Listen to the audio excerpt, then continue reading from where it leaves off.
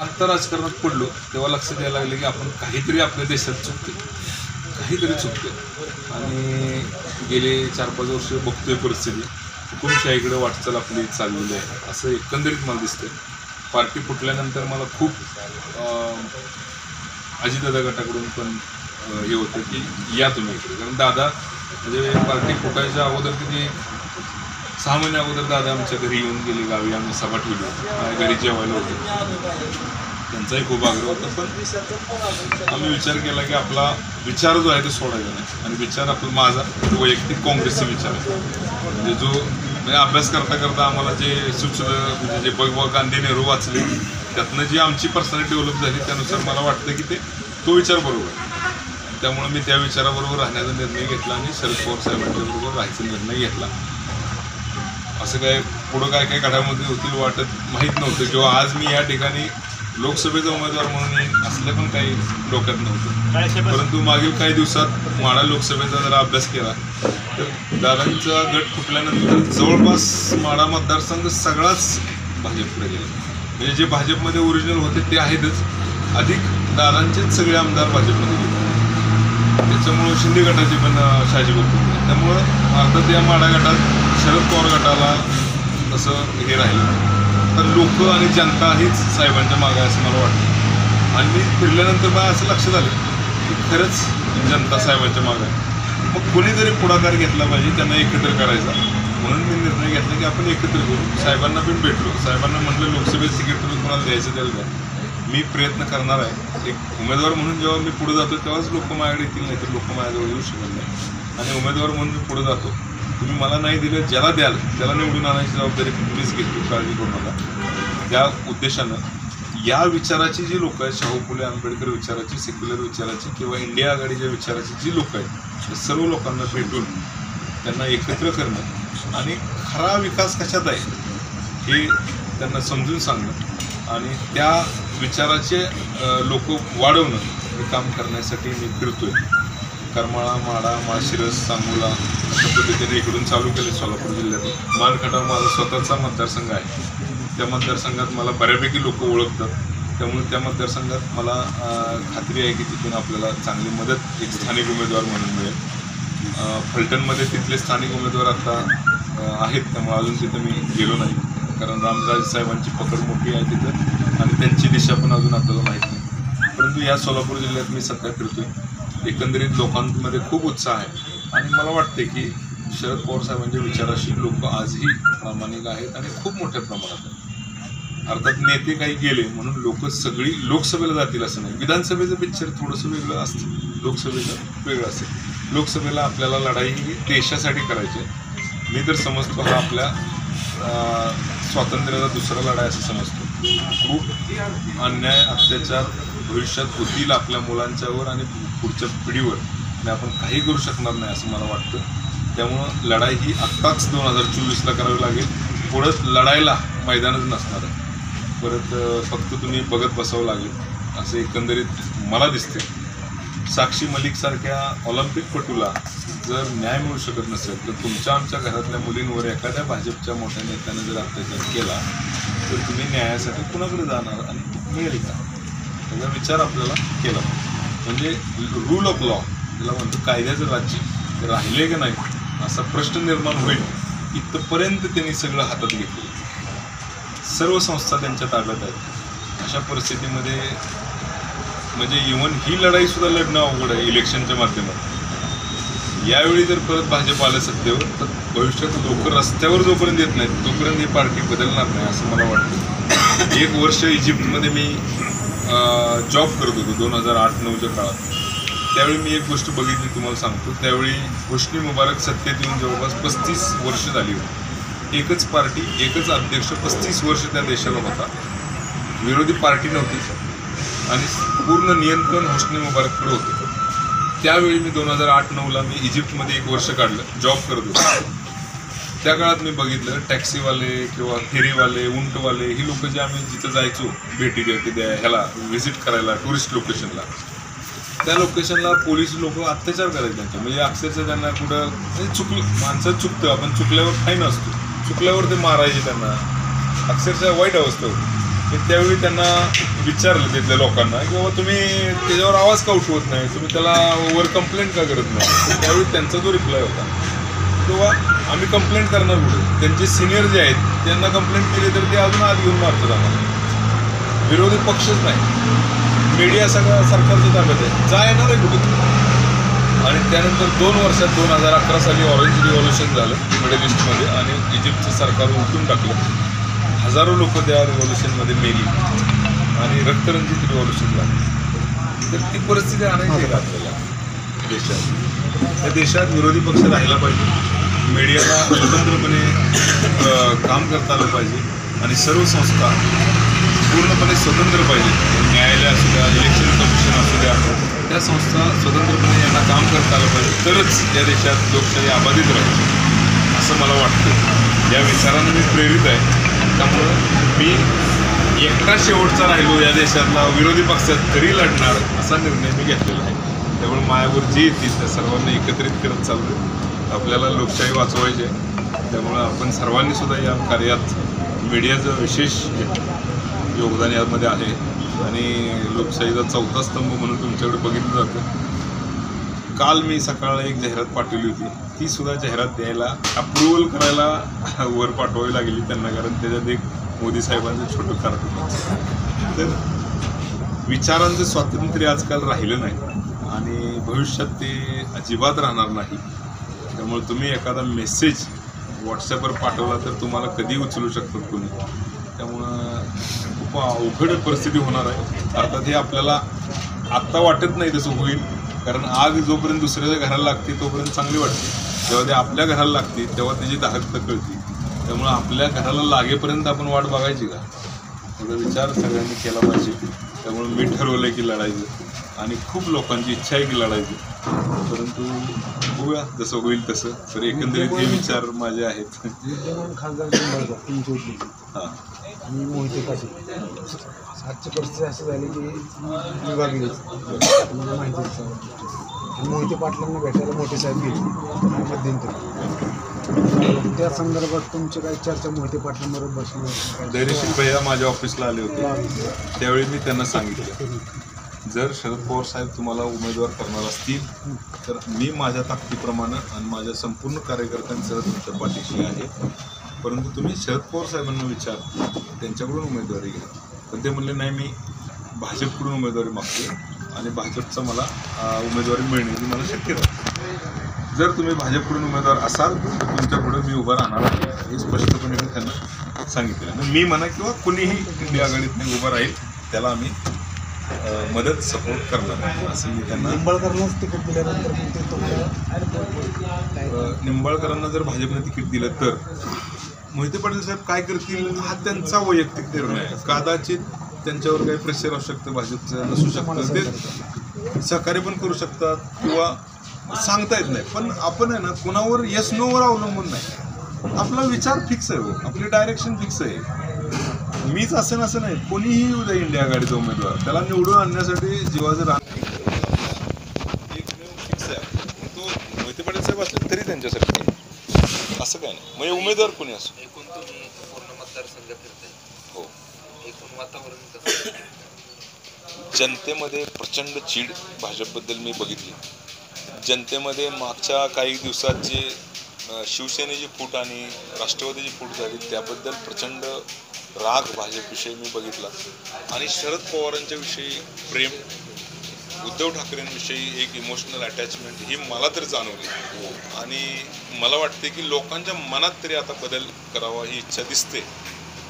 उमेदवार कोणीही असू द्या, माढा मतदारसंघात हा इंडिया आघाडीचा उमेदवार निवडून येईल अशी आज तरी मला जनतेच्या एकंदरीत ह्याच्यावरून शक्यता वाटते. उमेदवार कोणी असू द्या, इंडिया आघाडीचा जर उमेदवार असला तर त्याला जिंकण्याची शक्यता आज मितीला मला जास्त वाटते, जरी नेते तिकडे गेले असले तरी. तुम्ही करमाळा विधानसभा इथला जो मतदारसंघ यामध्ये नौका चेहरा आहे, जर तुम्हाला इथं उमेदवारी जरी मिळाली तरी इथले लोक तशा प्रकारे एक्सेप्ट करतील का पवार साहेबांच्याच विचाराने म्हणजे एक्सेप्ट करतील? म्हणजे स्थानिकला तुम्हाला काय म्हणायचं, मी नवीन आहे म्हणून ॲक्सेप्ट करतील का?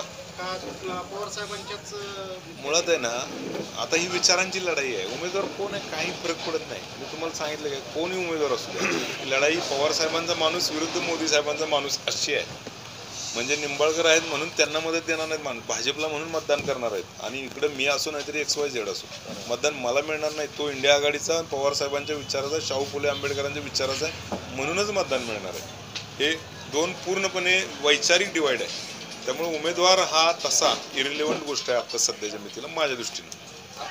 लोकांनी ठरवायचं असतं शेवटी. कसं असतं, मागच्या वेळी 10 दिवस पूर्वी रणजितसिंह निंबाळकर काँग्रेसमधनं भाजपमध्ये आले आणि खासदार झाले.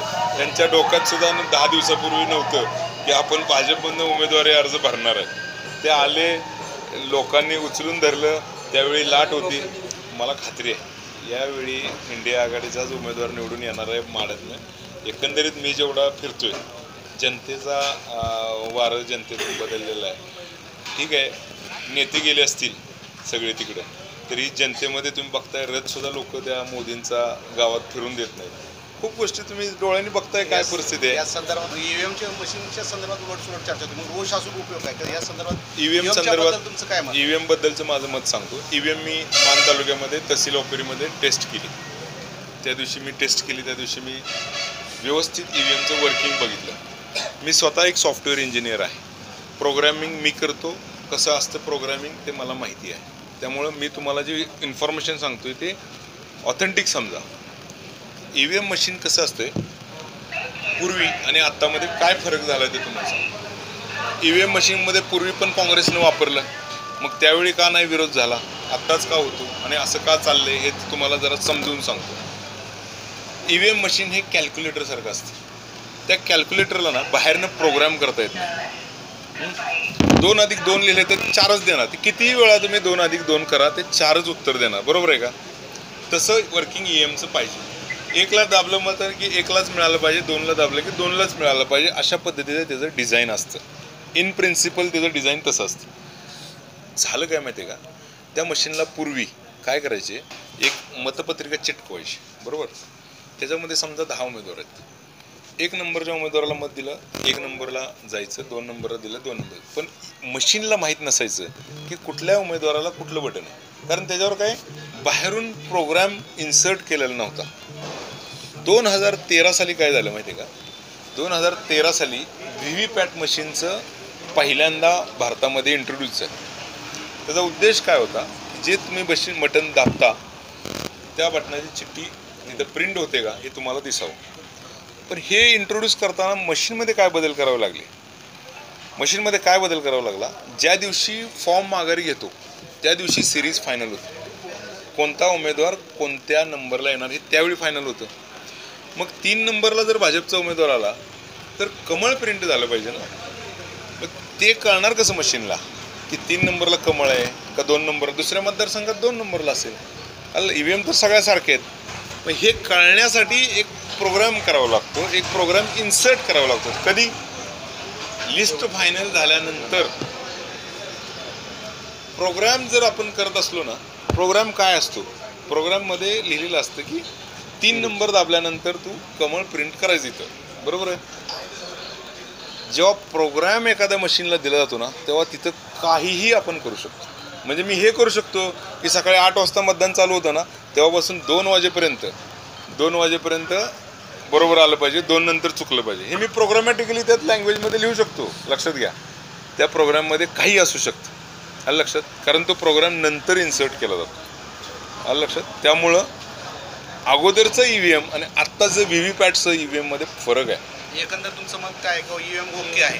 अजिबात नाही असं म्हणतोय. तो प्रोग्राम त्याच्यामध्ये इन्सर्ट केल्यानंतर आपण त्यात काही प्रोग्राम लिहू शकतो. आणि प्रोग्राम लिहिणं ते इंजिनियरच्या हातात नसतं. माहितीसाठी सांगतो, म्हणजे जो इंजिनियर तिथं तो प्रोग्राम इन्सर्ट करतो शेवटच्या दिवशी ना, त्याच्या हातात नसतं. तो फक्त तिकडून येतो, तो कॉपी आणि इथं पेस्ट करतो. त्याला हे माहीत नसतं की आत काय लिहिले. अधिकाऱ्यांना हे माहीत नसतं की आत काय लिहिले. उपयोग काय होणार आहे, एवढं करून उपयोग काय होणार आहे? आतली गोष्ट एक त्यातलं मी सांगतो तुम्हाला. बरं, मी संघर्ष केला आणि मी पडलो म्हणून संघर्षच नाही करायचा का? छत्रपती शिवाजी महाराजांना जर असं वाटलं असतं सगळीकडे मोगलाई आहे, मी कशाला संघर्ष करू, तर आता आपण काय असतो मग असं नसते ना, संघर्ष हा चालूच राहिला पाहिजे. ह्यावेळी काय होईल, समजा पडतील सगळे उमेदवार, येईल परत भाजप, काय होईल पुढं? लोक एक ना एक दिवस रस्त्यावर येतील, उलथून टाकतील सरकार, आणि त्याला कुणीतरी नेतृत्व करावं लागेल ना, कुणीतरी संघर्षच रस्त्यावर द्यावं लागेल. दादा इकडे म्हणतात आमचा सायलेंट मतदार मोठा आहे. कुठला दादा चंद्रकांत दादा म्हणतात काय म्हणतात त्यांचं? सायलेंट मतदार आहे.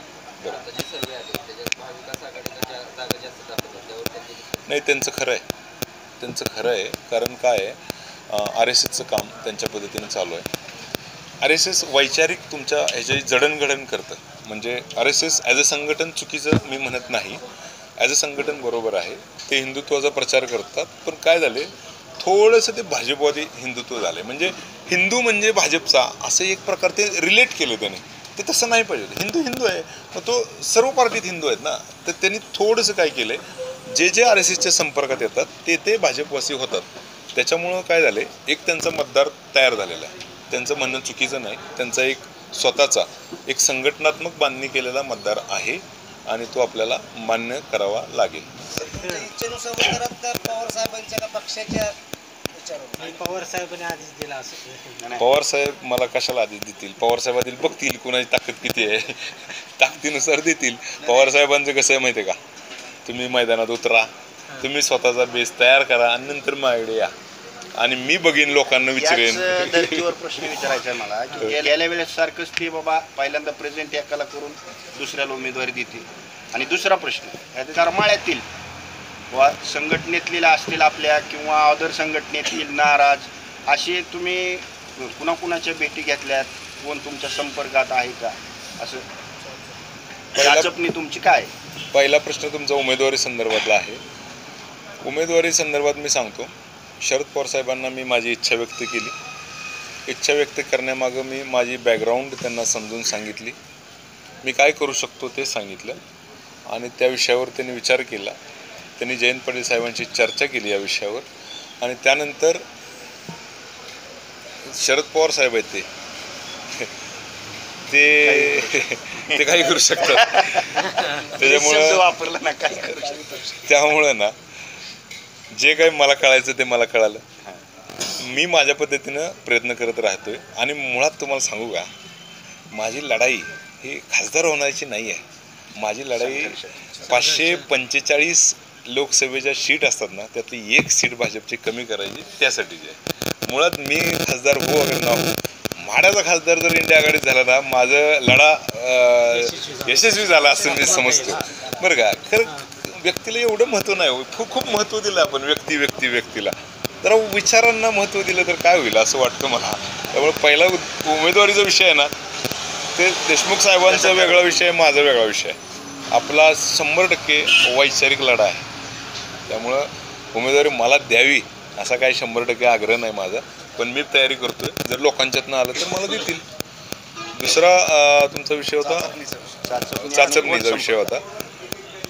वैयक्तिक कोण संपर्कात होते असं मला नाही सांगता येत, पण संघटनेची लोक आहेत, जी संघटनेची संतोष वारे आहेत. अशाप्रमाणे बाबा तालुक्यातील कोण कोण संपर्कात?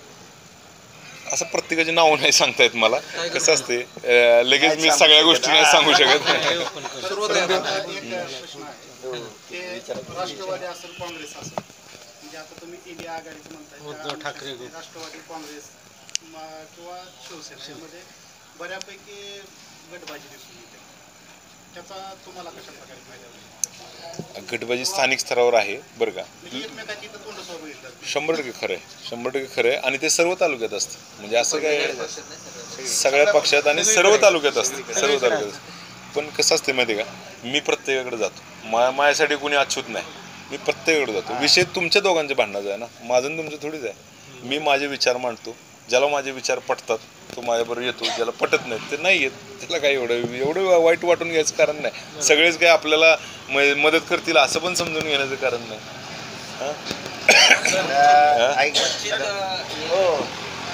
तो आता वरच्या लेवलचा प्रश्न आहे, त्यामुळं आपण त्यात काय बोलणार. आलं तर खूप जबरदस्त इफेक्ट पडेल, पण तो वरच्या लेवलचा प्रश्न आहे, चालू आहे. फार निश्चित आहे, सगळ्यांना माहिती. अगदी पवार साहेबांनी अनुभव घेतलेला आहे. आणि ज्या पवारांना भरभरून मतं या करमाळ्यातली त्याच पवारांना त्यांनी ज्यावेळेस इच्छा व्यक्त केली त्यावेळेस टोकाचा विरोध करमाळ्यात झाला. तसं लोकसभेच्यासाठी करमाळा हा नेहमी अँटी काँग्रेस राहिलेला आहे, म्हणजे BJPच्या बाजूने, आणि लोक विधानसभेला मात्र तो स्थानिक लेवलला ते बघून उमेदवार देतात. तर ह्या संदर्भात तुम्ही काय उपाय करताय किंवा काय करताय? एकंदरीत मला यावेळी थोडासा फरक वाटतो बरं का. यावेळी मला लोकांचं BJP विषयी एवढं प्रेम आत्ता तरी जाणवलं नाही कुठे. मी जेवढं गेलो तेव्हा, मी सामान्य म्हणून पण गेलो होतो, उमेदवार म्हणून नाही, मी सहज पण असा फिरलोय करमाळ्यात तालुक्यात. मला असं जाणवलं नाही की BJPच्या खूप फॉर आहेत लोक वगैरे, असं काही नाही. काही स्थानिक राजकारणाचा विषय असतो, त्याच्यामुळं लोक एखादी ठराविक गटाशी संबंधित असतात आणि ती लोक त्याच्या बाजून जातात. आता भविष्यात आहे ना, एवढी शेतकऱ्यांची हालत खराब आहे, म्हणजे सांगायला नको, तुम्हाला सगळं माहिती आहे. कांद्यावरचं एक्सपोर्ट असू द्या, हे असू द्या, उद्या तुमच्या भागात केळी खूप मोठ्या प्रमाणात एक्सपोर्ट होते, त्याच्यावर एक्सपोर्ट ड्युटी लावली तर काय करायचं? यांच्या 100% म्हणजे कंट्रोलमध्ये ठेवण्याचा कार्यक्रम असतो सगळ्याला.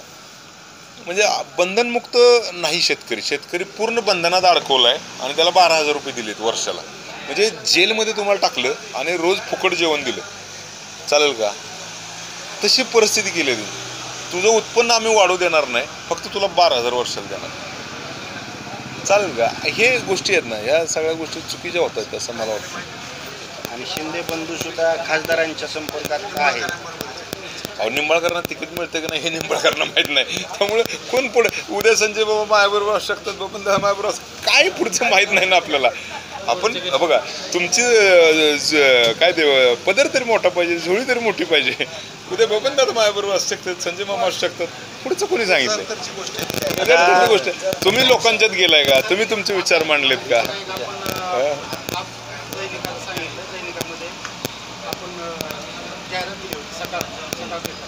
त्याच्यावर एक कार्टून म्हणून नाही, म्हणजे एक रिप्रेझेंटेशन असतं एखाद्या. आता कार्टून कितीतरी असतात ना, म्हणजे ह्याचे व्यंगचित्र असतात. व्यंगचित्र एक हे असतं, एक सद्य परिस्थितीला मोहिते पाटील आणि निंबाळकर ह्या दोघांचे बाबा मतभेद आहेत, हे आता सर्वमान्य. पण ह्याच मतभेदाचा आपल्याला उपयोग कशा प्रकारे होईल आणि तो कसा कराल? आता माझं कसं मत आहे, राजकारणात आहे ना, त्या त्यावेळी ऑपॉर्च्युनिटी घ्यायची असते, ते त्या त्यावेळी ठरवता येईल. पण आहे ना, त्याच्यावर माझं लढणं अवलंबून नाही. लक्षात घ्या, माझं ही विचारांची लढाई आहे. त्यावेळी जर फायदा झाला तर तो आयसिंग ऑन द केक, म्हणजे एक्स्ट्रा म्हणायला. पण मी त्याच्यावर अवलंबून राहणाऱ्यातला नाही. माझ्या पद्धतीनं मी जे काही कॅल्क्युलेशन्स असतील ते माझ्याच पद्धतीनं करणार. ते काय म्हणतात ना, बॉल तुमच्या टप्प्यातच पाहिजे आलं तर तो हां. ते कसं होतं, त्यांनी मग वाईट टाकला तर मला 1 रन मिळेल आणि मग ह्याच्यावर काय अर्थ नाही. भयानक परिस्थिती आता सध्या आहे की उदाहरणार्थ उजनी धरणामध्ये जलसामर्थ्य झाली, पण त्या अगदी 10-15% उजनी आली आता पाणी, तरी अजून नियोजन नाही. येत्या 4-5 महिन्यामध्ये करमाळ्याची काय परिस्थिती होईल? आज वर्षानुवर्षे 1 दिवस आड पाणी करमाळ्यात येतं. रस्त्याचं गंभीर विषय आहे. त्याचं नियोजन अजून होत नाही. खासदारांनी केलं नाही, आमदारांनी केलं नाही, ह्या पूर्वी पण केलं नाही. पण त्याचं नियोजन होणं गरजेचं होतं. या संदर्भात तुम्ही भविष्यात तुम्ही करू शकता का? एक. आणि दुसरी गोष्ट, हा जो आमचा नॅशनल हायवे आता झालेला आहे, गडकरी साहेबने त्याला मंजुरी दिलेली आहे, पण अजूनही त्याचं इस्टिमेट टेंडर आउट झालेलं नाही. 200 लोक कमीत कमी हे त्यांनी जीव गमावलेला आहे ह्या हायवेला. तर अजूनही अपघात आहेत, अजून रस्ते खराब आहेत, खड्डे. आता तुम्ही आता टेंबूरून आलेला तुम्ही पाहिला असता. अशी भयानक परिस्थिती. तर त्या संदर्भात तुम्हाला काहीतरी बरोबर. मी ॲज अ उमेदवार म्हणून मी तुम्हाला सांगतो, जातेगावपासून नगरपर्यंत 6 पदरी रस्ता आहे आणि 4 हायवे झाला. जातेगाव ते टिंबुर्णी 4 पदरी रस्ता आहे. यामध्ये सुद्धा काय हे तर खरं सांगतो, खासदारांचं हे एक प्रकारचं अपयश आहे. कसं असतं, हा केंद्र सरकारचा विषय रस्ता बरं का, हा केंद्र सरकारचा विषय आहे. तुम्ही कधी सातारा ते मसूड आलाय का? सातारा मसूड इतका खराब रस्त्याचं क्वालिटीचं काम आहे ना, का बरं? तिथं बाकी सगळीकडे चांगलं काम आहे, इतकं घाणेरडं काम केलं. हे आपल्या खासदाराचं हे आहे ना, नाकामी अपयश आहे. आणि केंद्राची कामं हे खासदारांनी चांगल्या पद्धतीने करावी, केलं पाहिजे. जीवरला एवढी महत्वाची बाजारपेठ आहे, पण रेल्वे अजून थांबत नाही. निंबाळकर साहेबांना सांगू अगदी पवारांना सुद्धा अपयश आले, मोहित्यांना पण अपयश आलेलं आहे तिथं. शिरूरसाठी काहीच केलं नाही. पण रस्त्याच्या कामासंदर्भात मामांनी पहिले आता ह्याच्यात बाद झाला मामांनी दरवेळेस सांगितलेलं आहे की हा रस्त्याच्या कामासंदर्भात मी पाठपुरावा करून तो मंजूर करा. म्हणून काय त्याने असं सांगावं का मी केलं नाही, ते केलंच म्हणणार ना. ते आमदार काय म्हणणार आहे. असं काय सर्वसामान्य नागरिकापासून त्याला प्रयत्न झालेले आहेत. बरोबर.